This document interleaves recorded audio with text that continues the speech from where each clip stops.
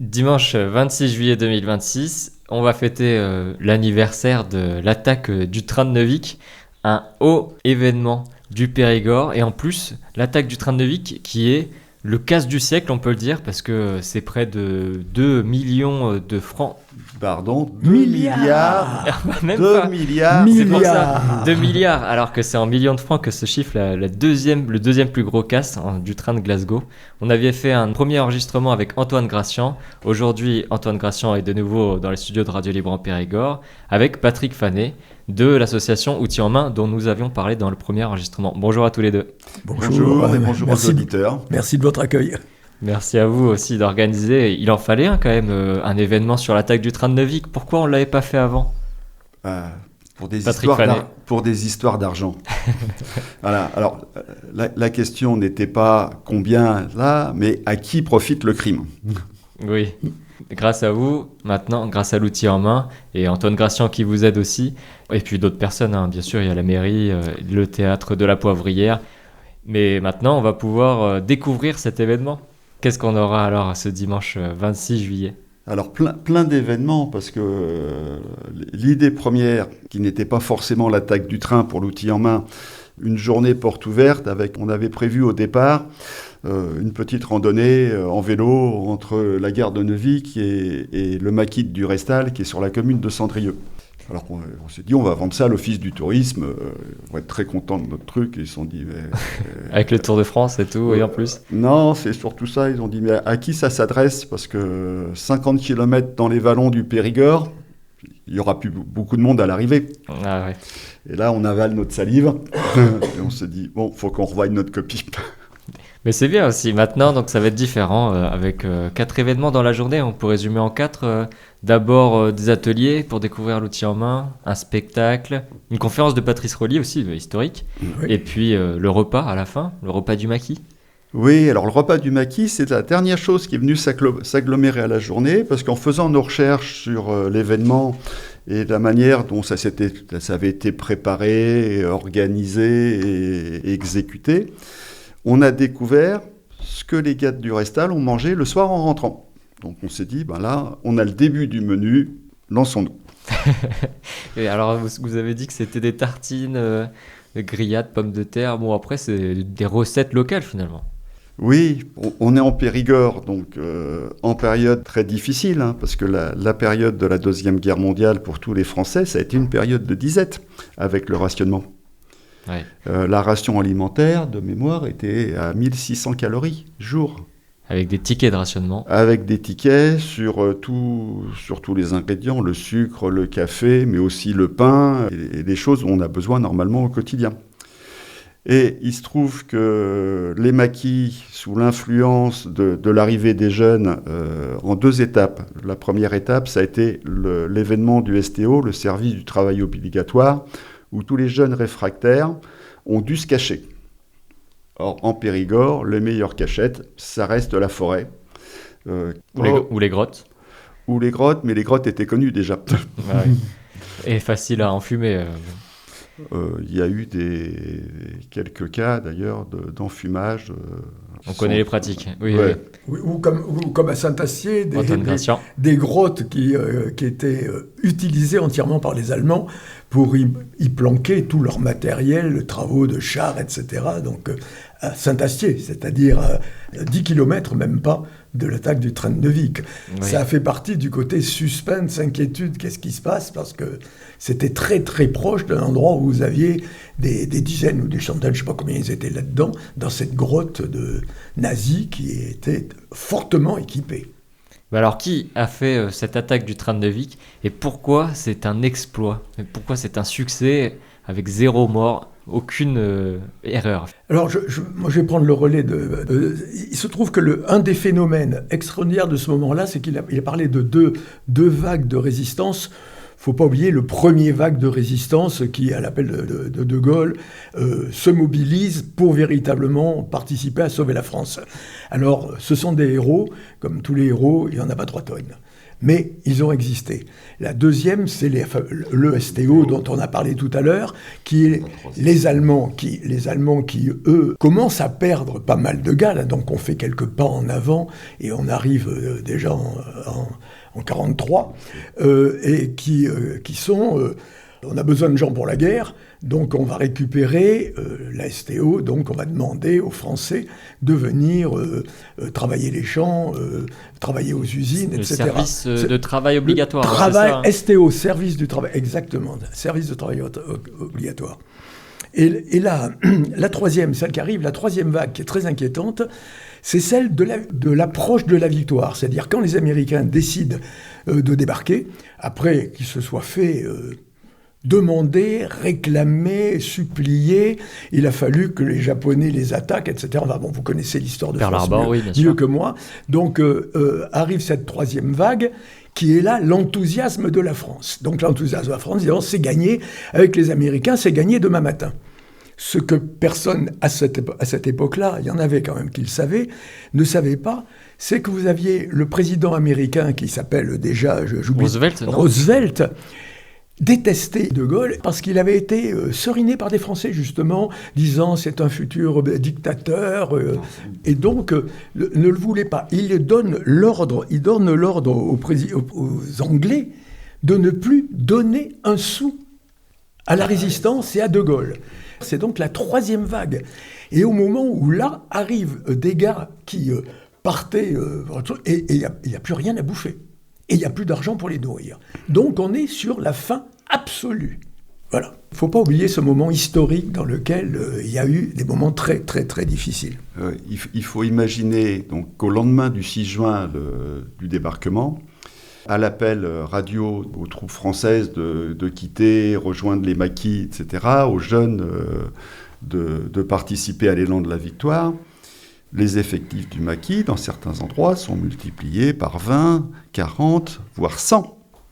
Donc on se retrouve notamment dans cette forêt de Cendrieux avec plusieurs centaines de jeunes à nourrir, à équiper, à former. Oui, à entraîner au tir, voilà. à gérer aussi. Ouais, à gérer, alors qu'on est dans une forêt où les possibilités vivrières des quelques fermes qui sont autour sont quand même très limitées. Donc, les premiers braquages, ça a été sur les moyens d'alimentation qui servaient notamment... Alors, on ne peut pas parler de l'armée de Vichy, parce que par le traité, ce n'était pas possible, mais il y avait l'équivalent de troupes de maintien de l'ordre. Donc, les maquis se sont servis beaucoup sur les moyens d'équipement des troupes de Vichy, que ce soit en vêtements ou en nourriture. Ouais. Et aussi, par le pillage, notamment pour l'histoire des sardines, c'est un wagon qui se trouvait en gare de Razac, où l'information est passée auprès des maquisards, et ils se sont dit, bon, là, il y a le moyen de nourrir un petit peu de monde. Il y a eu un train précédent au train de Neuvic, à l'attaque du train de Neuvic, qui contenait des sardines, qui a été récupéré pour nourrir la résistance. Oui, voilà. Oui, quelques semaines plus tôt. Alors, pas un braquage sous les mêmes conditions, hein, c'est une opération de nuit. C'est pour mettre le pied à l'étrier, un petit peu. C'est un concours de circonstances, hein, c'est rien de prédestiné l'un avec l'autre, quoi. Ouais. Mais il faut quand même penser qu'à cette époque-là, ils avaient faim, les pauvres, les maquis, et que l'attaque du train de Neuvic est quelque chose de très, très, très innovant et de très, très, très réussi, mais qu'il y a dû y avoir, même avant l'attaque du train de Neuvic, environ 90 casses qui étaient des casses simples, c'est-à-dire de résistants qui avaient faim, mais à qui on pardonnait, c'est-à-dire ils se pointaient, ils prenaient la bouffe et ils ne payaient pas, ou ils n'avaient pas encore le bon de réquisition qui pouvait être remboursé quelque temps plus tard, mais ils attaquaient même les bureaux de poste, parce que là, il y avait des timbres, il y avait des sous, il y avait des boîtes de trucs. Donc, grosso modo, ce qu'on estimait avant l'attaque du train de Neuvic, c'est 90 et quelques, on va dire, casses symboliques, par des groupes de résistants qui... pour maintenir le maquis. Qui avaient maintenu ce maquis. Mais la grande différence, c'est le moment où se fédèrent tous les gens qui sont des résistants dans l'ombre, qui sont des Français qui veulent sauver la France, on va dire, alors quelquefois, qui sont des gens engagés politiquement, qu'ils soient de communistes à gaullistes, mais en tout cas qui ont la même vocation à ce moment-là.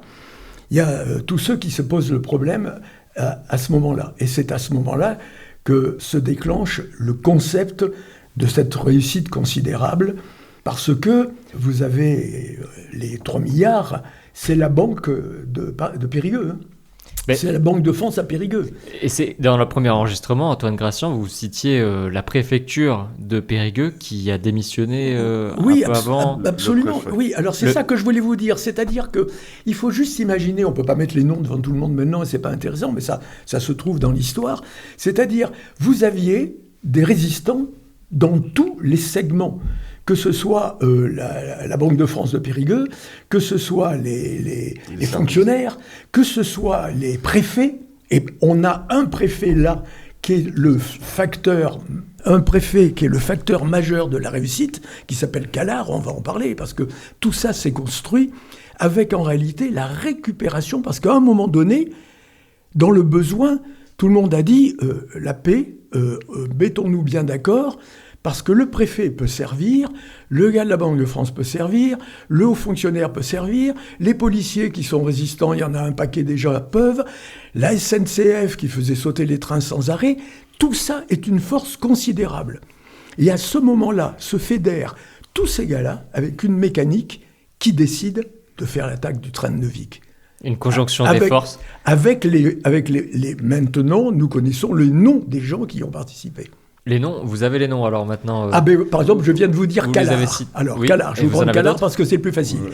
Vous avez toujours, je reviens toujours aux Américains qui débarquent, la panique et compagnie. Alors, ça a valu les gars qui sauvaient la France et qui étaient contents qu'ils descendaient dans la rue pour dire maintenant on est sauvés, mais ça a valu tous les collabos qui disaient « je suis foutu, on a perdu la guerre » et qui se tiraient. Le préfet de Périgueux, qui s'appelle Popinot, se casse. Et on ne sait pas où il est parti. Enfin, il est parti sur Paris et compagnie parce qu'il allait encore se planquer auprès des vigistes qui étaient ses protecteurs. Ben oui. Mais c'est l'exemple tel. Plus de préfet à Périgueux. Qu'est-ce qu'on passe ? Vite, il faut trouver un préfet. Alors il y avait 2 préfets, vous savez, les préfets adjoints. Ouais. Et le préfet le plus célèbre là-dedans, qui pourtant était assez dur avec la résistance, et qui s'appelle Callard, est le préfet de Bergerac. Donc lui, immédiatement, sa hiérarchie dit « alors hop, t'es préfet ». Il met 3 jours pour aller de Bergerac à Périgueux, parce que la résistance bouillonnait de partout. C'est-à-dire, on ne pensait qu'à les déflinguer. On pouvait même dire qu'il était condamné à mort, lui. Il arrive à Périgueux, il prend la direction. Et quand vous êtes un résistant, qui êtes préfet, c'est-à-dire qui a été pour la France à un moment donné, même si tout à fait au début, elle était gouvernée par Pétain, qui était un héros, puis on découvre qu'il est un pourri, etc. etc. Oui, et il dit... Qu'est-ce que vous faites quand vous vous dites il y en a un qui s'est tiré, pas courageux. Lui, il a dit je sauve ma peau et je vais sauver la France et je vais participer à sauver la France. Et il a été un des éléments fédérateurs de la Banque de France, des fonctionnaires, de la police, de la flic, de tous ceux. Parce qu'il y avait des noyaux de résistance partout. Un informateur, en tout cas. Plus qu'un informateur aussi. Parce qu'il y a une mécanique dans laquelle il est intervenu de manière précise, où quand l'attaque du train de Neuvic, il y avait ses collaborateurs dont on a les noms, qui ont fait un compte-rendu au sortir de là, et sur lequel on a la vérité, puisqu'on a la vérité écrite de ce qui s'est dit. Voilà. Vous avez d'autres noms, d'autres profils où vous vous attendez le dimanche 26 juillet pour les révéler avec Patrice Rolly ? Alors, on ne va pas citer tous les noms, il y en a trop, mais les rapports publiés dans les années qui ont suivi l'immédiat Libération ont été très vite connus, oubliés. Donc là, c'est l'occasion de les remettre un petit peu. Mais on connaît donc le nom des inspecteurs de police qui étaient dans le fourgon avec les billets. On connaît donc le nom des personnels de la gare de Neuvic, parce que chez les cheminots, rien ne se perd. Il s'appelle Lot, celui qui nous a accueillis. On connaît la plupart des intervenants de Durestal, parce que le comptable du maquis a noté, ils ont eu quelques semaines après, une prime pour leur participation à ce coup. Antoine Gracian disait qu'il y avait une centaine quand même de jeunes C'est moins jeune. 150. 150 exactement. Ouais, ça fait du monde. Ça commence à faire du monde. Et il y a encore d'autres Non, après on connaît aussi pour une très grande partie où l'argent a transité après le maquis du Restal. Ah bon? Oui. En fin de compte, ont été conservés par les Archives nationales tous les documents comptables du maquis. Oui. Et sur les 2,280 milliards de francs de l'époque, il y a, je crois que c'est de l'ordre de moins de 1 pour 1000 d'argent qui n'est pas tracé. C'est pas énorme, ça. Alors, en pourcentage, c'est pas énorme. Ramené au volume de la somme, ça commence à compter un petit peu. Alors, il y a des circonstances aussi. Hein. On sait que quand ils sont arrivés à Durestal, il y a eu un orage comme rarement il y avait eu en Périgord. Donc, on peut penser que des billets ont été détériorés. On sait que pendant le transfert de Durestal vers d'autres maquis, il y a des sacs qui sont retrouvés éventrés parce que un sac attaché derrière un vélo de moto ou sur un porte-bagages de vélo ou de moto, ça peut se déchirer. Bon, c'est donc l'accident. Les accidents. Ouais, et on sait qu'il y a une partie importante qui avait servi pour la libération d'un des futurs ministres du général qui était emprisonné à Toulouse et que cet argent donc a été remis pour sa libération. Et là, il y a un petit flou, mais on n'est pas dans les milliards. Là, on est dans quelques dizaines de millions. Oui, voilà. Oui. Et après, peut-être qu'il y a même des... Soyons clairs, il s'agit d'André Malraux.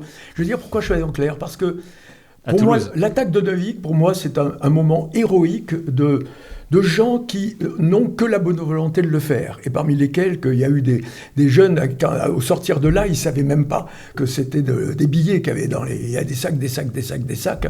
D'abord, c'est un commando entièrement monté par des professionnels qui sont essentiellement à Durestal, et dans lequel vous avez de vrais, on va dire, militaires de carrière ou de jeunes qui sont très rapidement ont prouvé que par leur héroïsme, vous en avez 3 ou 4. Hein. Vous avez, par exemple, celui qui est le patron, son nom de guerre est martial, mais c'est le lieutenant-colonel Gaucher, que l'on a connu avant, pendant, après, et qui est celui qui va un jour, quand je vous parlais tout à l'heure de la rencontre avec Callard, va finir par dire, à l'époque, ils n'allaient pas dire « dis-moi Callard, on va faire une petite discussion ». C'est un pétiniste, il le foutait au gnouf immédiatement aux ordres d'Echeleux. Mais là, en l'occurrence, il se disait « c'est peut-être le moment ou jamais ». Donc, vous avez Sucé Gaucher, puis vous avez 3 autres, Lédier, le lieutenant-colonel, et l'autre s'appelle Raoul, qui est Cri-Cri. Vous avez un commando de pur et dur. On va dire, il y a peut-être 2 ou 3 de plus qui le savent. Mais personne ne sait ce que c'est que l'attaque du train de Neuvic. C'est-à-dire, on va attaquer le train de Neuvic, et vous avez, au total, on a dit 150 FFI résistants, etc. C'était des FFI, hein, c'était avec le label, etc., qui ne savaient pas ce qu'ils venaient faire. Et dans l'organisation de tout ça, vous avez un ordre sur lequel, par exemple, il y a deux camions dont on te connaît très bien, il devait même y en avoir 3 à une époque, mais il y en a un qui a disparu, et il y en a un qui est tombé. Il y a les camions, on a les noms des 2 gars qui conduisaient les camions. Ces 2 camions, ils sont partis chargés de sacs. C'est pour exploiter ce que tu es en train de dire, chargés de sacs. Et puis il y en a un qui tombe en cours de route, donc on l'arrête, on remonte les sacs là-haut. Puis après, il y a un camion qui tombe en panne. Et il faut monter tous les sacs qui étaient sur 2, sur un seul, et tout ceci en arrivant à Durestal, à quelques kilomètres de Durestal, quand il tombait des trombes et qu'il fallait rentrer dans la forêt, et sur lequel les mecs ont fini par décharger tous les sacs pendant les trucs. Je rajoute là, juste dans la mécanique, une mécanique très importante. Vous avez parmi ceux qui se sont tirés de leur job, au moment, un gars qui s'appelle Roux. C'était un enseignant, si vous voulez, de très très haut niveau et compagnie, résistant et compagnie, qui débarque à Durestal, qui a toujours été résistant. Et comme vous avez les Américains qui disent on donne plus d'argent, mais il y a celui-là qui dit ça y est, moi aussi on gagne francs, j'arrive, et maintenant je suis dans la résistance, je le dis. Et il est nommé par tous ses petits camarades, pas présidence, préfet du maquis. Et en tant que préfet du maquis, de gars responsables, fonctions et compagnie, il est chargé par l'équipe de combat. Il ne va pas combattre sur le truc, mais il est chargé. Quand le truc arrivera, tu vas placer tous les sacs d'argent et 150 sacs aussi, parce que c'est 150 FFI, avec 150 sacs. C'est une coïncidence heureuse, ou je ne sais pas. Et donc, c'est lui qui est chargé de les placer. Et au sortir de là, les trombes, là arrive la nuit, les cheleux commencent à savoir que ça a pété de tous les côtés. Évidemment, on ne fait pas de bruit, on va planquer par tout ça. Et donc, on va chez le fermier qui est capable de mettre ça sous les foins, chez l'aristo qui est capable de mettre ça au fond de truc, chez celui qui a un puits sur lequel il peut descendre avec son truc et mettre les sacs de l'autre côté. C'est placé partout.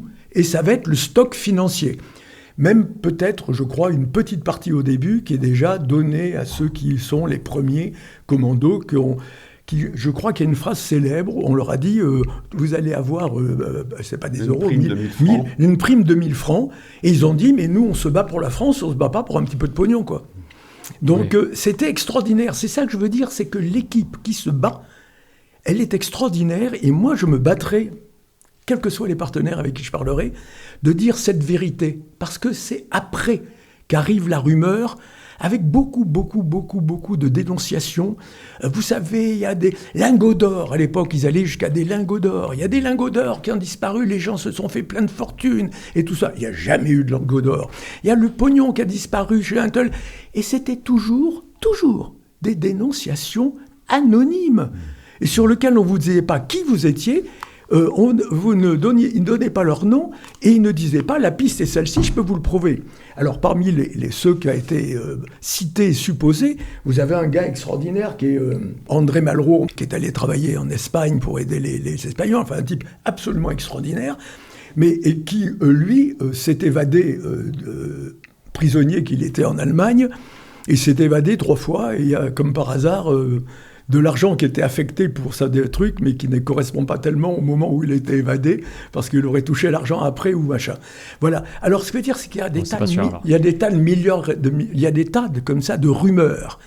Mais 99,9% de la rumeur sont des mensonges. Parmi les gars dont on a la certitude que c'est bon, il y a un gars très très célèbre que vous allez lire dans les bouquins, qui s'appelle, je vais vous donner son nom, qui s'appelle Double Maître, c'était son surnom, comme le Martial. Et sur ça, il s'appelle Hydravnan Urban André Ubarnovich. C'était un Russe immigré et compagnie, qui arrive là, qui était un type, un tueur, un machin, quel truc compagnie. Et lui, là, il se retrouve avec une galerie d'art et d'objets magnifiques à Paris. Bon, d'accord, il peut y avoir suspicion. Mais personne ne le prouve, et en tout cas, personne de ceux qui sont morts, parce qu'il y en a qui sont morts à Durestal, hein, c'est ceux de Saint-Germain-du-Salombre, que la vengeance des nazis qui ont avalé de travers le fait... Pas pendant l'événement, mais après. Ou le lendemain matin. Ces vengeances immédiates, j'attaque le premier qu'on tombe, ils savaient très bien que dans la double, ils étaient là, ils sont allés là-dedans, ils ont bousillé des pauvres gars qui étaient des héros de la veille. Voilà. Donc, y avait et qui n'ont jamais su qu'ils étaient héroïques. Le maquis de la double. Sur l'organisation. Sur l'organisation, vous avez toutes les phases d'intervention, y compris les communistes, qui ont eu des places tout le long du chemin, grosso modo des kilomètres avant le lieu de l'événement, et qui avaient mission de défendre tout ça. Mais tous ces gens-là ne connaissaient pas la réalité de ce qui était en train de se construire. Ça s'est construit par une dizaine de bonhommes qui étaient au courant, de 3 ou 4 commandos qui savaient tout ça, et 3 ou 4, on va dire, complices du préfet, de la banque, et du... Voilà. Et ça, c'est la réalité. Tout le reste, cette espèce de mélange que l'on fait en « oui, détournement de fonds, il y a de l'argent qui a disparu ». Oui, il y a de l'argent qui a disparu. À qui ? Ben allez-y les mecs pour le prouver. Parce qu'il y a même eu, pendant des dizaines d'années après la guerre, il y a un gars qui s'appelait Léotard, un monsieur de Léotard, qui était élu et qui a passé son temps, pendant toute son élection à Paris, à lever la main en disant « j'exige de voir les comptes des arbres. Où est passé l'argent ? J'exige de voir les comptes. » On ne l'a jamais donné. Oui, bon, après, voilà. C'est peut-être pas important de passer du temps à savoir qui s'est enrichi vraiment, absolument. etc. Donc ça n'est pas la peine. L'importance, là, c'est surtout le fait historique, d'avoir la réussite totale, cette victoire de la résistance. Et l'héroïsme, ce dégâts-là. Ce qu'ils ont gagné, c'est des boîtes de conserve, en réalité, hein, parce que ils ont trouvé dans le camion qui était un truc, les copains justement de la envoyés par Calard, ils avaient acheté du foie gras qu'ils allaient transporter à Bordeaux en même temps, et donc ils leur ont même laissé ça. Voilà. Donc il y a plein d'anecdotes comme ça qu'on n'a pas le temps de raconter, qu'on ne racontera pas le jour J, mais j'en profite pour dire que ce qu'on est en train d'engager avec camarade Fanet et toute l'équipe, c'est que nous, on va se retrouver sur un train de Neuvic abîmé, la gare de Neuvic, dans lequel, quand le train est arrivé, les commandos les ont foutus dans le train pour les empêcher de bouger, et pendant une heure environ, arriver à bricoler. C'est tout à fait exceptionnel. Le jour en question, donc, c'est le dimanche 26 juillet, où l'association L'Outil en Main va organiser toute une journée pour se commémorer cet événement de l'attaque du train de Neuvic, le fêter d'ailleurs, parce que c'est une victoire de la résistance. L'attaque du train de Neuvic, c'était le jour même, à plusieurs années avant, donc c'était le 26 juillet 1944, 82 ans plus tard. 82 ans plus tard, pour la première fois, c'est important, pour la première fois, l'affaire va être détaillée, mise en scène, et les spectateurs qui seront présents vont pouvoir se faire sur le site de la gare une idée précise des événements de 1944. Ça, c'est pendant la pièce de théâtre, on va pouvoir voir cette reconstitution. Tout se passe dans le lieu, tout se passe dans le lieu. Donc à côté de la gare de Neuvic. Mais parlez-nous un petit peu, pour finir, de l'association L'Outil en Main. Alors, on sort des sentiers battus, parce que notre association, nous, le cœur de métier, c'est l'accueil des jeunes de 9 à 16 ans sur la découverte des métiers manuels et du patrimoine. Donc, l'attaque du train de Neuvic en est un petit peu loin. Mais il se trouve que nous sommes les locataires d'une partie de la gare. Et c'est ça, vous êtes en train de refaire, hier vous le faisiez aussi, la rénovation des quais, avec du travail de la pierre par exemple, donc l'outil en main. Voilà, et le travail de la pierre, alors pas hier parce que c'était la fin de la saison, mais le mercredi précédent, avec 3 des jeunes de l'outil en main qui ont été accueillis toute l'année scolaire. Vous travaillez aussi le métal ? Alors le métal, le bois, mais aussi l'électricité, la couture, la cuisine, la pâtisserie. On a un atelier couverture qui est envisagé pour septembre. On doit ratisser à peu près 150 métiers manuels. L'outil en main, c'est une association nationale. Oui. C'est la fédération de toutes ces associations locales. C'est combien alors vous pouvez... 270 ou 280 associations locales. Avec combien de personnes ? Plusieurs milliers de bénévoles. Sur Neuvic, on est une trentaine, pour donner un ordre d'idée. On est loin d'être la plus grosse association locale. Ouais. Et on est une des plus jeunes parce que nous allons fêter à la fin du mois d'août notre 3e anniversaire. Bon, alors il y aura aussi cet anniversaire à fêter en plus des 82 ans de l'attaque du train. On va peut-être souffler un peu parce que là les organismes ont été mis à rude épreuve pour finaliser les travaux sur des périodes où les températures n'étaient pas les plus favorables. 42 degrés. Ouais. Et pour des bénévoles dont la moyenne d'âge est plus près des 70 que des 20, oui. Que des 20. Comment avez-vous eu l'idée, par exemple, de créer cet événement ? Alors, concours de circonstances, quand la mairie nous a proposé donc, le bail pour la gare, nous on a vu ce hangar dans lequel on pouvait faire nos activités. Et à la première rencontre, Madame le maire a fortement insisté pour qu'on garde l'aspect extérieur de la gare du fait des événements historiques qui s'étaient produits pendant la période de la Deuxième Guerre mondiale. On a acquiescé parce que le patrimoine est quelque chose d'important pour notre association. Mais c'est quand on s'est trouvé à l'intérieur du bâtiment, qu'on a vu cette voie ferrée qui traverse le bâtiment, on s'est dit, là, il y a quelque chose quand même. Alors, nous, on a raisonné que quelque chose à exploiter parce qu'on s'est dit, cette gare qui est complètement désaffectée, il faut commencer par lui redonner son caractère ferroviaire. Et on a commencé à prendre des contacts avec la SNCF pour trouver des rails, des traverses, des voitures, des fourgons, pour habiller le lieu. Et de fil en aiguille, en remontant l'histoire de la gare, on est tombé sur cet événement du 26 juillet. Bon, si ce n'est que quand on a rencontré les gens à l'Office du tourisme et qu'on n'a pas pu vendre notre randonnée cycliste, on se dit mais il y avait un événement à la gare et à partir de là, qu'est-ce qu'on peut faire ? On connaissait tous plus ou moins Patrice Rolly, l'historien de la résistance du secteur. On s'est dit, Lui, on sait qu'il fait quelque chose tous les ans sur la gare de Neuvic, il faisait une petite déambulation. Et il sort un livre récemment aussi. Et qui vient de sortir un livre justement sur Saint-Germain-du-Salambre, les événements de Saint-Germain-du-Salambre, qui sont le lendemain de l'attaque du train. Voilà. Et une des conséquences. Donc, connaissant tous plus ou moins Patrice Rolly, on se dit on prend contact avec lui et puis on va lui proposer s'il veut s'associer à la journée donc porte ouverte et qu'il puisse nous aider aussi à voir comment on peut construire un fil conducteur à partir de l'événement. Il a été emballé par le projet. Il dit oui, effectivement, moi mes déambulations, je peux faire différemment et m'associer avec vous. Et il nous a aussi aidé donc à la construction du scénario qui reprend chronologiquement la construction de l'événement. Pour la pièce de théâtre, Antoine fait un signe. Oui, parce que j'aime bien, c'est la vérité, parce qu'il faut quand même savoir que c'est beaucoup par notre rencontre qu'on a fait il y a plus de 2 ans et demi, presque 2 ans, c'est-à-dire 2 ans avant tout ce qui est en train de se passer. J'avais déjà proposé à la mairie de Neuvic, dont le maire François Roussel était en plus mon client, parce qu'à l'époque publicitaire, je faisais la gestion des déchets de la Dordogne. Et je lui avais dit, tu as un truc absolument formidable à cet endroit-là, tu devrais avoir un truc. Et j'ai pendant plusieurs mois travaillé sur la proposition de l'attaque de train de Neuvic, sur lequel il était emballé au départ, et sur lequel il m'a dit... On ne peut pas le faire, le ciel va nous tomber sur la tête, pour la raison que nous avons évoquée tout à l'heure, qui est diffamation, les machins, l'argent du... C'est à l'époque qu'on était en train de dire que c'était des lingots d'or et compagnie. Donc j'insiste là-dessus, si vous voulez, parce que la réussite de tout ça et cette fusion, c'est la rencontre avec Jacques Ranoux. Un jour, Hercule. Voilà, Hercule. Je distribuais les prospectus pour mon agence de l'association que j'avais à l'époque, que je terminais à l'époque. Je roulais pour essayer de sauver le président en activité. Et je tombe sur Jacques Ranoux et ce garçon. Et donc, copain avec Ranoux et compagnie, on se parle et compagnie, on se présente.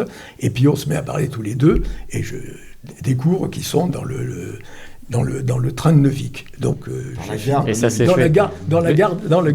merci beaucoup dans la gare de Neuvic. Donc, je me permets juste de rétablir la vérité. Un an égale à peu près 1 an et demi avant, ceci est en début 2024, nous avons un truc et nous avons commencé à construire ce truc. Et je rends hommage à mon ami Fanet d'avoir été celui qui a convaincu tout l'intérieur de son équipe là-dedans. Donc ce qui vous dit, j'aimerais mieux le pondérer, parce que moi je travaille avec Rolly aussi, pour un autre de mes amis qui est en train de tourner un film sur l'attaque du train de Neuvic. Donc ça m'a fait beaucoup en même temps. J'ai eu plus d'un an où on réfléchissait ensemble, plus une petite année avec un autre...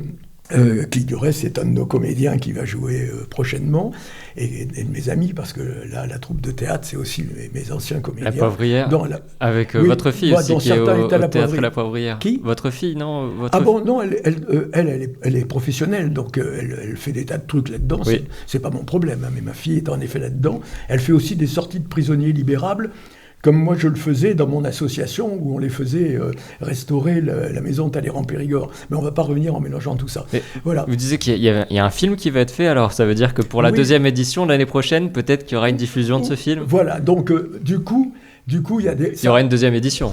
Il y aura une deuxième édition et des suivantes, parce que l'événement de Neuvic étant tellement riche, oui, en termes d'événements sur sa préparation, on a découvert, par exemple, un véritable héros qui est le commandant de la gendarmerie de Neuvic, qui le 6 juin, à l'appel du général, déserte avec 55 gendarmes des brigades de Neuvic, Mussidan, Ribérac et rejoignent le maquis.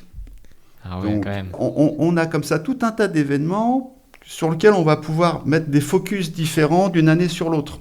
On a pour à peu près 10 ans de spectacles différents. Ah oui, différents, parce que vous pourrez faire ce même spectacle là, que vous ferez à 18h le 26 juillet, mais en fait vous allez l'adapter à chaque fois. Tous les ans, il faudra revenir fêter l'attaque du train de Neuvic pour découvrir un peu plus. Et d'en faire l'anniversaire tous les ans, à la date d'anniversaire qui est le 26 juillet, hein, puisqu'on le sait, sachant qu'en parallèle, vous avez entendu que Madame le maire de Neuvic est tout à fait favorable et qu'elle veut acheter cette gare qui nous bloque, qui est celle qui ne nous permet pas de faire que l'ensemble de de la gare soit utilisé, parce que l'outil en main est que dans un hangar à côté. Historiquement, voilà. Et soit vraiment un lieu historique qui fonctionne toute l'année, mais en plus, c'est son jour J d'anniversaire. Et donc, elle a fait des propositions de financement, mais le propriétaire qui a esquinté ce lieu, il s'en sert pour stocker tous les débarras. C'est le propriétaire du château qui est à côté. Mais il a foutu ça. Et là, c'est un peu dommage, parce que ça nous casse ça. Donc, tous les ans, on le fait avec l'état des lieux, là, si vous voulez. Donc, le metteur en scène travaille là-dessus avec les moyens du bord. Mais dans l'histoire, par exemple, les gens du train sont mis dans la gare, enfermés là-dedans, bloqués pour qu'il n'y ait sûrement pas de vagues. Là, maintenant, on ne peut pas les mettre avec les déchets. La reconstitution ne sera pas complète. Mais l'année d'après, c'est possible. Et le travail que fait Patrick Relive est extraordinaire, parce qu'il a des relations en plus avec la SNCF, donc il a des entrées à la SNCF. Il y aura un jour des rails qui viendront se réinfiler dans le hangar qui est leur hangar. Et tout ça, c'est intéressant. Et à mon avis, il y a plus besoin de vérité dans qui fait quoi et qui a participé à et qui, que de continuer à laisser subodorer les deux étages. Juste dire que ça peut aller du communiste qui a été héroïque jusqu'aux gaullistes qui ont été héroïques aussi, et au milieu des gens très bien, que ce soit de gauche ou de droite, qui ont été des gens très bien et qui ont été des pourris. Il y a des vérités, donc moi je me tiendrai toujours à véhiculer la vérité. Voilà. Alors c'est vrai qu'on en découvre tous les jours, mais il y a quand même de moins en moins de preuves, parce que par les temps qui courent, il reste vivant le fils du petit-fils de celui qui a vu l'homme, qui a l'ours, hein, qui a participé. Voilà. Merci en tout cas de tous les deux d'être venus en studio. Donc il faut vraiment venir ce dimanche 26 juillet pour fêter l'attaque du train de Neuvic. 82 ans après, c'est grâce à l'outil en main, le théâtre La Poivrière, il y a la mairie de Neuvic, le tourisme de Périgord-Dordogne, le conseil départemental, et toutes les personnes qu'on a citées qui vous ont aidé à faire cette première édition qui va se faire pendant 10 ans peut-être, et je l'espère, comme vous le disiez, avec toujours un peu plus d'exactitude dans la reconstitution. Oui, ça me donne une bonne idée à dire à vos auditeurs. C'est de savoir qu'ils peuvent déjà prendre une réservation pour être sûrs à l'attaque du train de Neuvic de 2027, avec les nouveautés qui seront bien entendu annoncées avant, parce que là, il y aura des choses qui seront améliorées. Par exemple, si la gare se vend, elle est récupérée, elle s'agit. Si la SNCF donne des fers ou un vieux wagon qu'on met dedans, il y aura des choses qui auront différé, et ça, ce sera vraiment riche et passionnant. Et on le rappelle, le plus grand casse du siècle, le plus grand braquage de train, le deuxième étant à 1000 devises de moins, celle du train de Glasgow. Et là, c'est 2 milliards de francs qui ont été volés. 2,280 millions. Et oui. Patrick Fanet. Et pour finir, l'événement de la gare Neuvic était peut-être le seul événement festif de la résistance pendant cette période. Parce qu'il y a eu une fête après, oui. Cette récompense de tartines aux sardines, mais surtout, sans un coup de feu. Le véritable succès, c'est que tout ça arrive à se monter sans un seul coup de feu. Et donc sans aucun mort pendant la résistance. Après, il y a eu bien sûr des vengeances de la part des nazis qui ont essayé de récupérer leurs magots. Du Restal et ailleurs. Dans le maquis du Restal.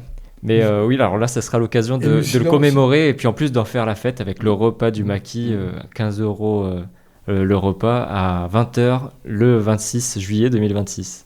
Inscrivez-vous et demandez des renseignements au numéro de Patrick Fanet. L'inscription, donc, c'est simplement en cliquant sur le lien Hello Asso. Après, vous pouvez dire sur combien de personnes vous voulez réserver pour le repas, ou si vous serez présent aux différents événements. Merci à tous les deux, Antoine Gracian. Merci beaucoup. Puis Patrick Fanet de l'association L'Outil en Main. Merci. Qu'on peut retrouver sur le site l'outilenmain toutattaché.fr.